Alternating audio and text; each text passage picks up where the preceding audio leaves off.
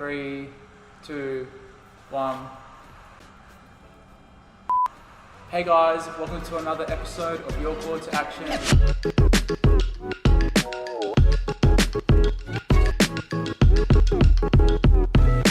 Today is actually our 2-year anniversary of our podcast. 2 years! We're just doing a little celebration for it, and we're here debuting our new video space, which is actually in the middle of construction, but that's not going to stop us today from doing a podcast. But Jesse, how's it all going? I think it's going pretty well. Super sorry for the background. We actually have the warehouse in action, so do apologize for that. Yeah. Where we're currently located is on the second floor of our building, which has an open area in the back, which we may put into the attachments below, showing around how we're planning to do this. But the idea, I guess, on how it's going is it's going well. I think it's going really well. So I guess our plan for the podcast is to juice it up a lot more, and not just the podcast, a lot more content coming out through KeepSpace with this video studio setup. Jesse, how important do you think content is for a business? Really important. With what's going on with e-commerce, COVID-19, how the market is changing, it is becoming more evident that the way we communicate with each other should be done more effectively than probably what our current industry does it as, which is mostly outsourcing it to a third party for Google advertising, or they may put out some LinkedIn ads. This arrangement of trying to do content within our own channels has become more precedent than ever before. So when, as Simon's probably told you lots of times, when we run an event, those events or people we speak to at the events, we're always encouraging them, make your own content, make your own channel, show your own products, be authentic and real. But it's a bit hypocritical if we don't even do it ourselves. So what we decided to do was juice it up, make a studio, which we are making right now, and see what we can do to present this this journey of our studio's development from this lovely palette-based scenario to what it will hopefully be is a nice desk and setup space, multi-camera shots and all this cool stuff. Yeah, exactly. So, what are our plans? Do we want to share like what sort of content we're going to be creating and stuff like that? Love to talk about the future, but I guess we could talk about where we've come from, because 2 years is a long time. Yeah, that's true. Like, it was us in the very first podcast, wasn't it? The very first episode of the podcast was actually done in Jesse's old house in the Bayswater. Yeah, in the bed, not in the bedroom, in the lounge room. In the lounge room, yeah. Yeah, with Will was done in the bedroom. That sounded a bit wrong, but yeah, like I think we've come definitely a long way. Like we've met a lot of people from different walks of life, and like they're all doing different things in regards to e-commerce or even just business in general, which is really, really cool and really encouraging. Like even people from overseas, and there's countless amount of guests that we've had on. What would be someone that really stood out to you out of the podcast groups that you've spoken to, out of all the people you've podcasted with? Who would really be standing out as a, wow, that was really cool? I think probably one that we did early on would have been with our friend Ming, who's like a marketer here in Perth. She talked about marketing, obviously, but also more so like like how to deal with stress and like mental anxiety when running a business, running an e-com store. She was at the house too, right? Yeah, she was also at the house. Yeah, she was. I remember she came by to that. Do you remember what the title was for that one? Oh no, because I changed all the titles. Shouldn't say that. But like, because before we had, this is really, really old school style, the way we did our titles was just like Your Call to Action, episode 1, I guess title. But now it's more like it's more descriptive, the titles, which are a lot better. So okay, cool. I think it's like episode 6 or 7 though. It's very early on. Yeah, that was pretty cool. I liked hearing Carl Kombucha's story, even though he was pretty timid in the initial part. I did think what he was saying, because I could overhear it. I wasn't part of it. I just overheard it being said. And I thought it's always nice to hear, like, different people who are working with us, their story and how they come around. Yeah. It may not be anything amazing, but it's always like when you hear about what they've done and actually making something and then bringing it to market and doing all that work and get paid so little to finally get to a place where it's actually sustainable. That's really cool. Yeah, I think it may, I don't know if it's a problem, but with a lot of things out on YouTube and some podcasts as well, it makes e-commerce sound like, oh, just get some product and then just start an eBay store and you'll make money like within 3 months. When really that's like not the case at all. And I think those episodes there where we like interview actual e-commerce sellers who've been at it for like 1 year or even like 5 years for some people, and they're still like in the grind and hustle. I think those are like really, really good stories to share because it tells the truth. You know what I mean? It's the reality. It doesn't sell like some fake lie. Yeah. I can understand why right now people who are online, and you'll see this on YouTube, you'll see this on Facebook, you'll see it on LinkedIn. You'll have these people that will get in your face and say, start an online business, look how much I've made, buy my program, it's $500. Yeah. Or whatever it is. And there is some merit to it, but the result side is usually quite inflated, where it looks like a get rich quick scheme, but really the reality is a get rich slow scheme. But get rich slow schemes are very unattractive and very unsexy. Yeah. But they're very real. Like, I think most of the people we've spoken to in their first year, most of them didn't really crack. When it's their first business online, without a product that has no it's not validated? It's not validated, it's not a hype product, it's not something it's with sort of branded. like something that is like, you made it yourself. That's cool, like I'll give this a shot, like I really like this product. Those types of businesses that kick off, they might only make between $20,000 to $35,000 in their first year, because so much has been spent into the website, into the marketing, making sure the product validation is all good. And because they only buy small samples of the products, they can only sell so much. And it's never do they ever buy like, oh, I'm going to get a 40-foot container. I've never bought this thing before. I'm going to just get 40-foot worth and just bring it all in and spend all that across the market. But then if it doesn't work out, then they have all this excess inventory. So not many people do that. It's usually like, I'll get 5 boxes of the stuff. I'll open a box. Each box might have 12 inside or whatever.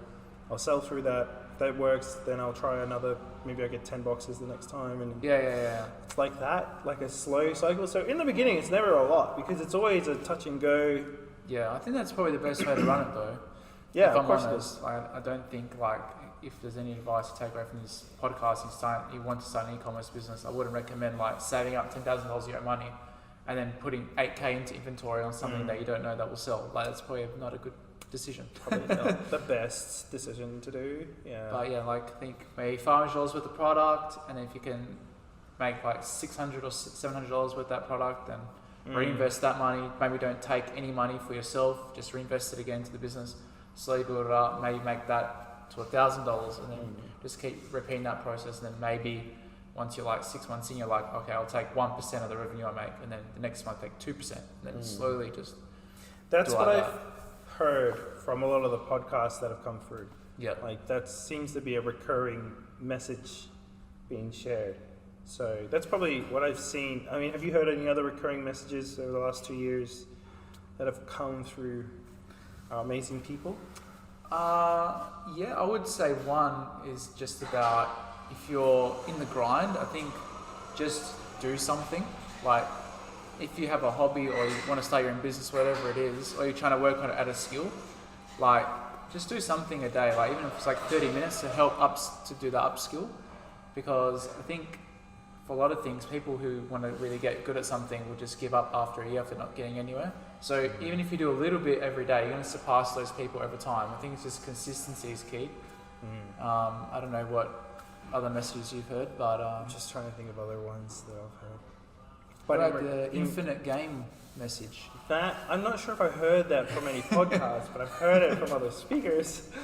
But in going back to yours, there was someone, now it's got nothing to do with the podcast here, but it was from another person's podcast that I heard it from, where they were talking about a very similar message that you're saying, where it's like exercising. Now forgive me for my inability to show perfection in exercise, but with someone who, and I'm trying to do this myself, hopefully throughout this video section I should become a thinner person, but in the approach of like exercising, one thing I noticed is that when I do go to the gym and exercise, if I go and smash it, it's really, really painful the next day.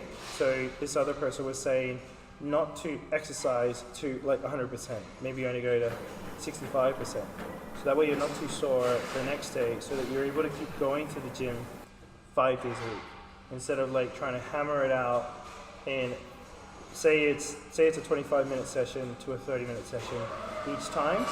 And that if you're only going 3 times a week, then that's an hour and a half. But if you're only putting in less amount, it's more volume because you're able to put in that extra hour. So it's an hour and a half versus 2.5 hours worth of time focusing on cleaning up the body's physique.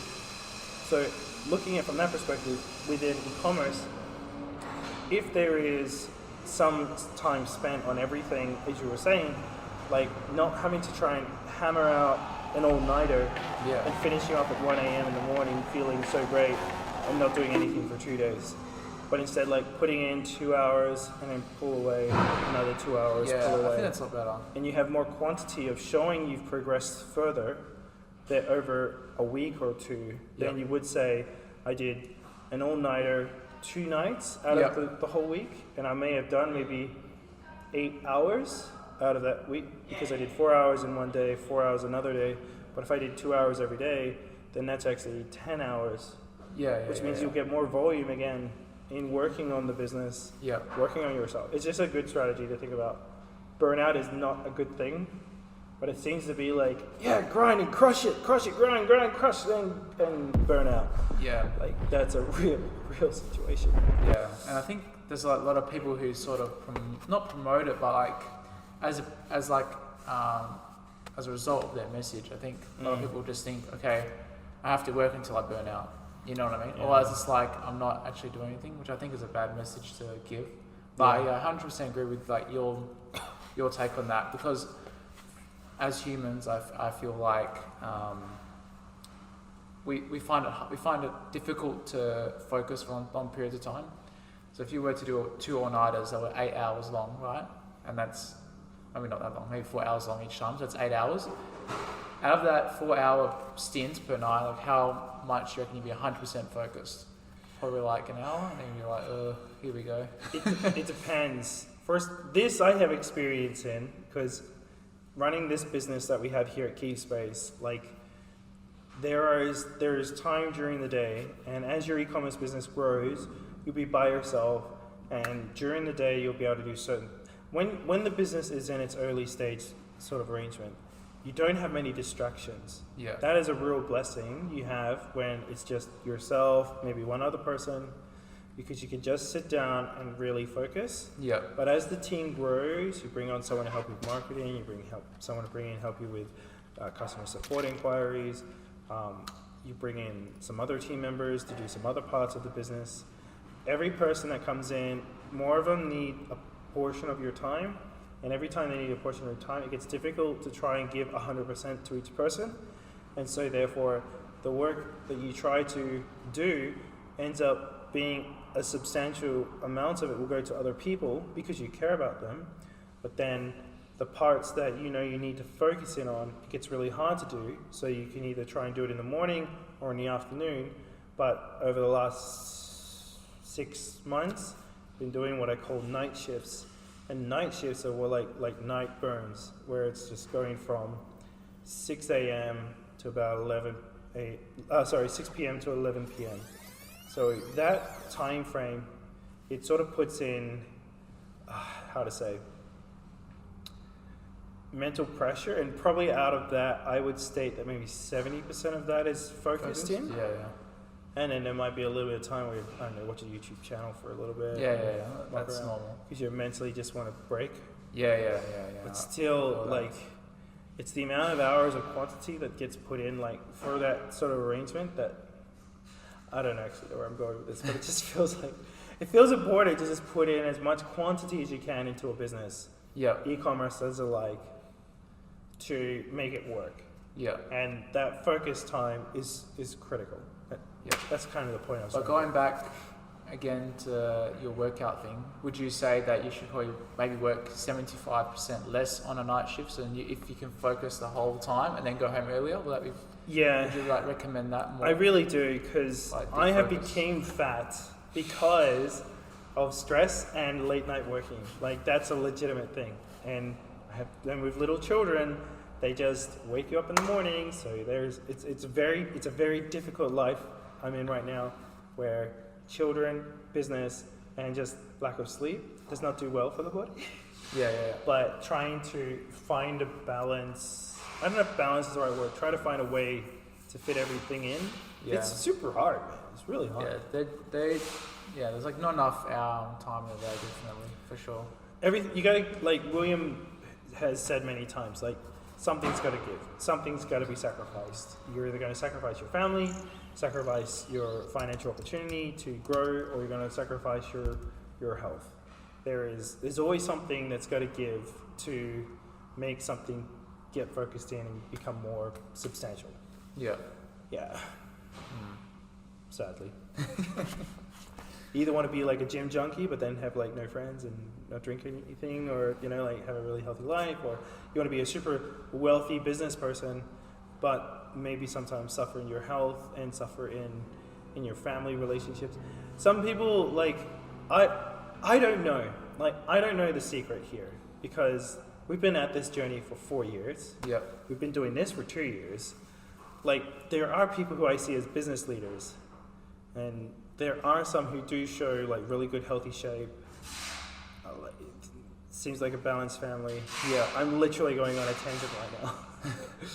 But I can't tell like all the secrets to a successful business life. Yeah. Like, it's really difficult to knock down, because you can get, we're going to do over, just at the recording of this podcast, we're going to do somewhere over 1.6 to 1.8 million this year. That's huge from where we started. Yeah. Like, that's massive. For sure. Yeah. But we're not there yet. We're still building this up. We're still like learning about how this all works. But you would think that if you saw this on Facebook or on YouTube, become a millionaire, this is where it's going to be like, this is all blah, blah, blah. Yeah. But it's not. It's still like so much progress to continue to do. Yeah. Yeah. Yeah, I think it's like a skill set I think you have to develop, because I think when you first start out, as you said, you got like a lot of luxuries. And maybe like as you grow, you kind of take those luxuries for granted, but you're not like adjusting yourself to the extra work, and it's sort of like, oh man, I wish I was like back to those sort of days. And then like, I don't know, you kind of just burn yourself out and kind of get, not depressed, but you kind of just, it like sort of eats at you, like all the extra work maybe you have to do. It's like, I didn't think it was about this.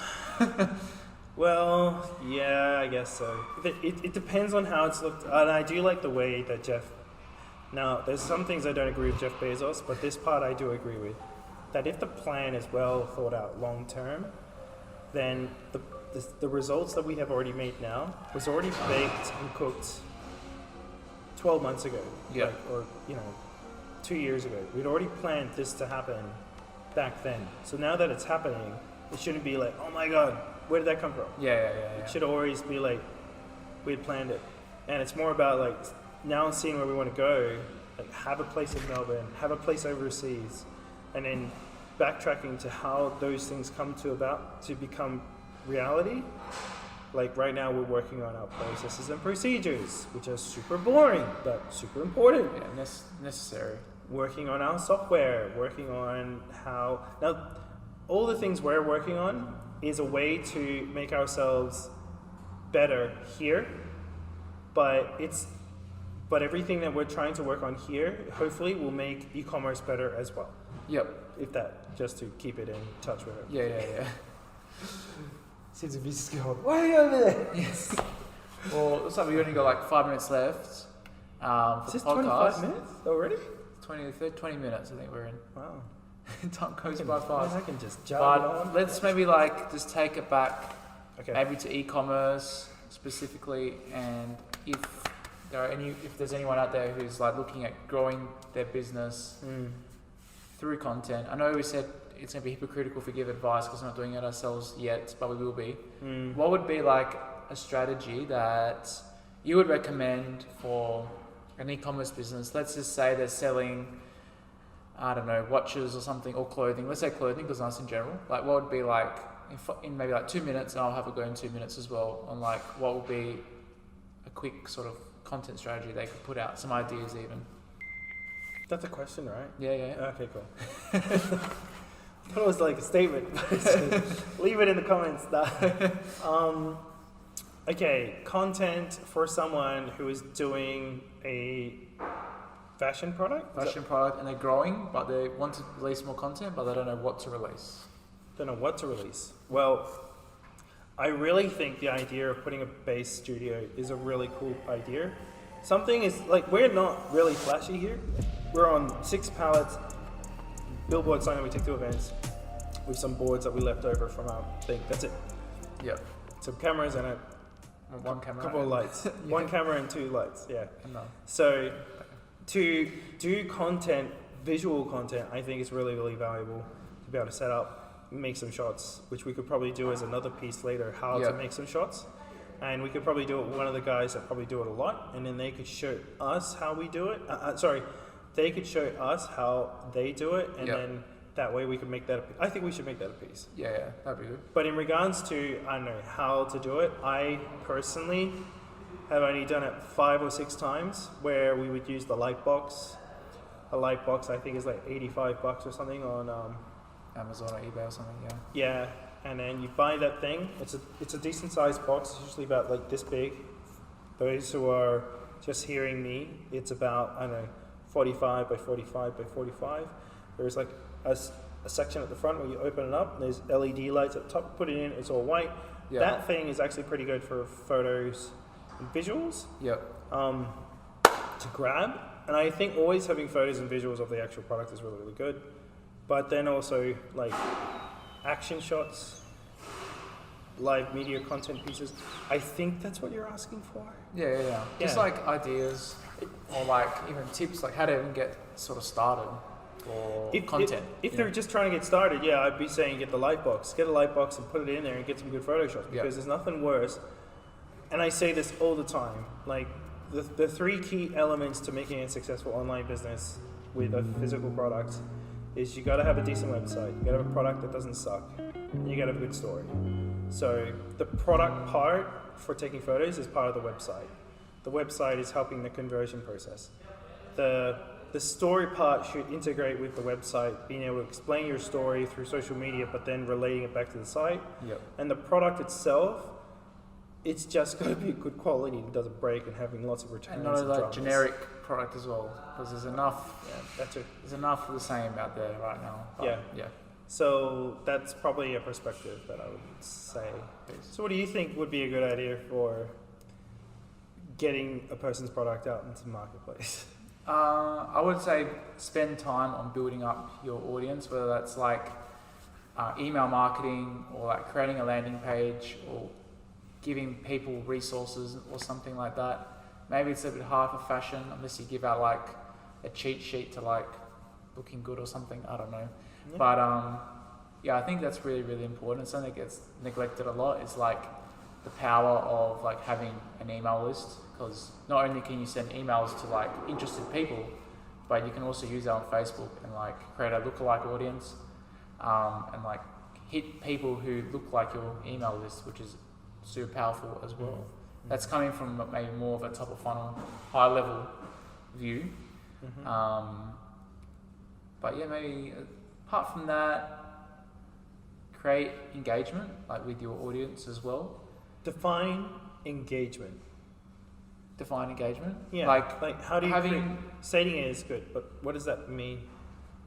Having like customers like talk to you, email you back, maybe on Facebook, they come back and comment on your stuff. Like even with this video, we could like, hey, leave a comment down below in your thoughts on the podcast, and then if they should reply back, guys reply back, and we'll get back to create that sort of rapport digitally with people who are interested. Yeah, that's a good point. I mean, it is like easier said than done, I would say as well. Yeah, it makes sense. But yeah, so it's really interesting actually when you were talking about creating engagement, because that's something I've been looking into like a lot with these. I've been watching a couple. Those who are probably watching this, if you've seen on Netflix, if you have a subscriber account, or if you borrow it from a friend, what was it called? The Social Dilemma. The Social Dilemma. Yeah. Oh my god! If you get a chance to watch The Social Dilemma, it's really interesting how they categorize people, because we want to try and categorize people within a certain audience so that we can niche into them and speak to them to share a product, right? That's the whole concept of social media. Like you are wanting to be able to find out your different people and their different things that they like, and then through what they like, you want to tap into that and say, hey, look, I have something you like. Take a look at this. You might want to buy it. And then they might buy it, and then that's how that's being worked through, and the advertising to that marketplace and how that's going through.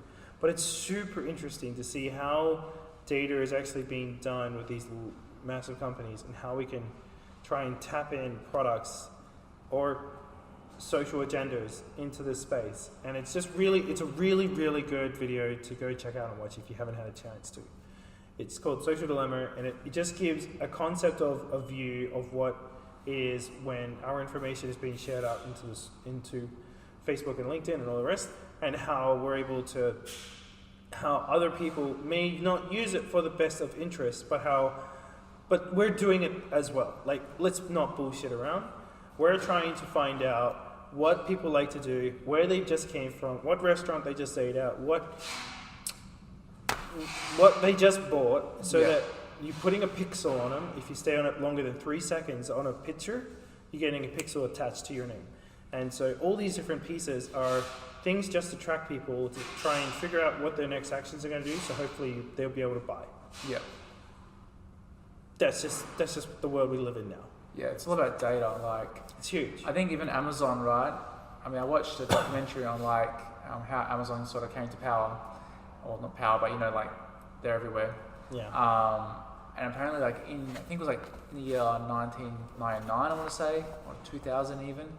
Jeff Bezos like attended a talk on like how to get data off people, and then he's like, oh my god, like that is the future, and he's obviously run with it. He's collecting all sorts of data, even through like Amazon Echo and stuff, like all data. It's all getting mined up, and then I think now Amazon are at a point where they can like predict future trends and what people are going to buy at like a certain time of the year, and they'll just stock up their warehouses with that product, knowing that in 4 weeks' time probability of it being sold off. Yeah, exactly, and that's pretty scary.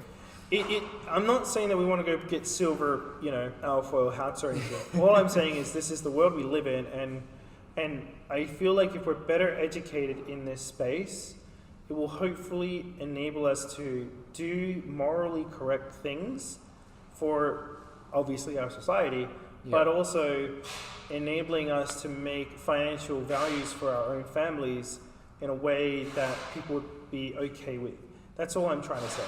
I'm not trying to say like, this shit's bad, get off Facebook, get off LinkedIn, because be honest, like, that ain't gonna happen. That's just stuff. And even if you do get off it, I think they've got enough data on you anyway by now, so you might as well just be a bit more aware of it. I think just be aware of it is probably the message. Well, what has COVID done?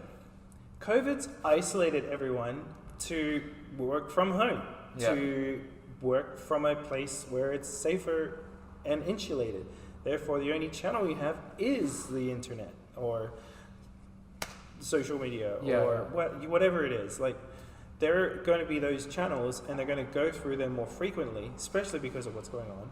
And what, America just had the latest COVID cases that came through, like in the last 6 days, like they're hitting record after record. Yeah, it's like a third wave, I think, for them, eh? Yeah. Thankfully for us, we're like, Victoria had 12 days of 0 cases, which is like, woohoo, super good. After Victoria getting like such a bad name for COVID cases for like a couple months there.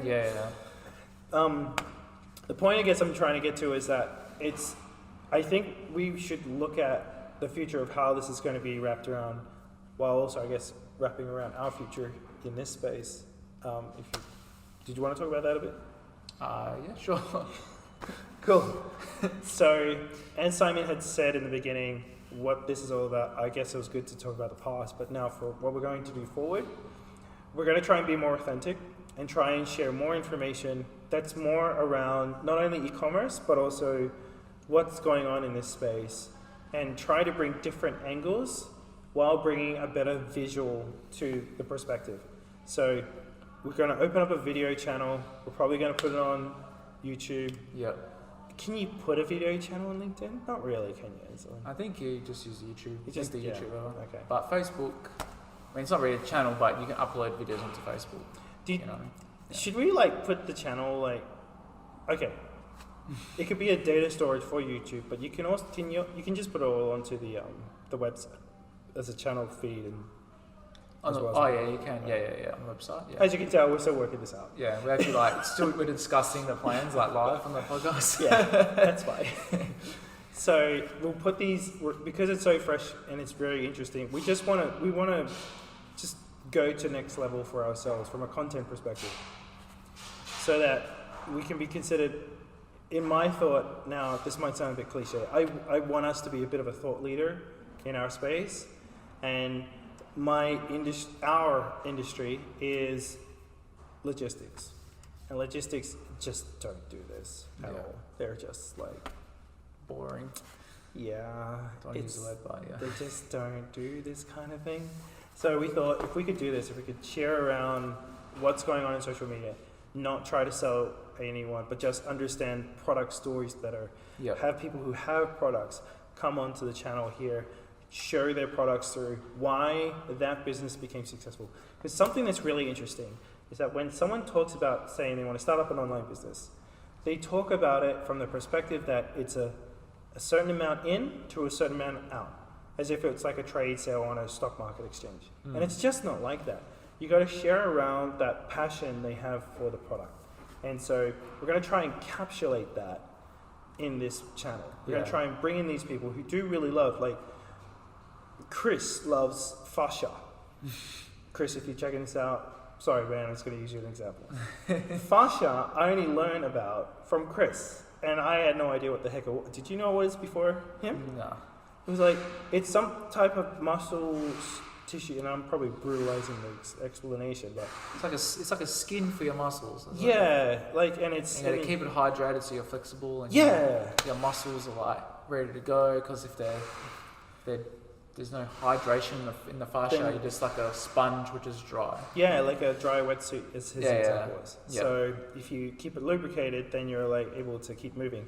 So hearing these passions for yourself, hopefully it'll give a concept of why they're successful online.